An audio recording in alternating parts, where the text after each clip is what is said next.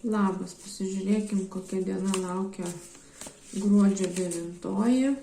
Pirmadienis, kai kam diena jau iš karto gal nelabai smagi. Ir vėl krenta žiurkė.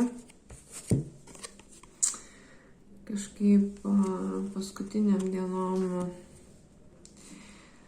krenta šitą kortą, tai jūsų aplinkoje vis dar yra asmo, kuris nelinki jums gerų dalykų. Ir būkite atsargus. Gal aš šį kartą pabandysiu dar su tarot kortom šiek tiek patikslinti, kodėl kolektyvas mato žiurkę gruodžio 9 dienai. Kvailys.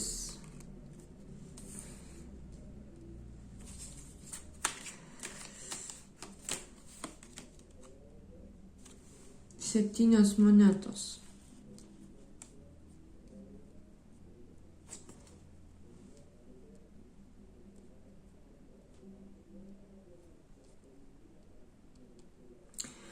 Žiurkė nenori, kad jūs nusiimtumėt kažkokį derlių. Galbūt esate konkurencijoje su žiurkė tam tikroje ir tas žmogus nenori, kad susirinktumėt rezultatus šiaip, į kuriuos investavote jūs pats.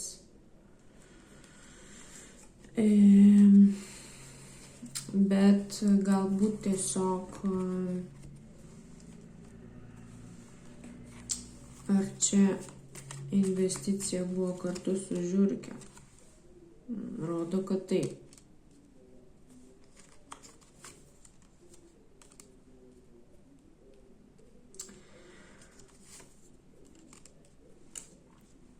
Žodžiu, turite žmogų, kuris jūs skurdina ir kuris nėra patikimas ir nelaiko jūsų užnugario. Yra atsijungęs nuo jūsų ir iš vis nori pabėgti, pasitraukti ir pasiimti tai, ką jūs patys esate įdėję į tam tikrą dalyką. Aš nežinau, čia kalba eina. Gali būti apie darbinę situaciją, labiau gali būti darbinė situacija, bet nebūtinai.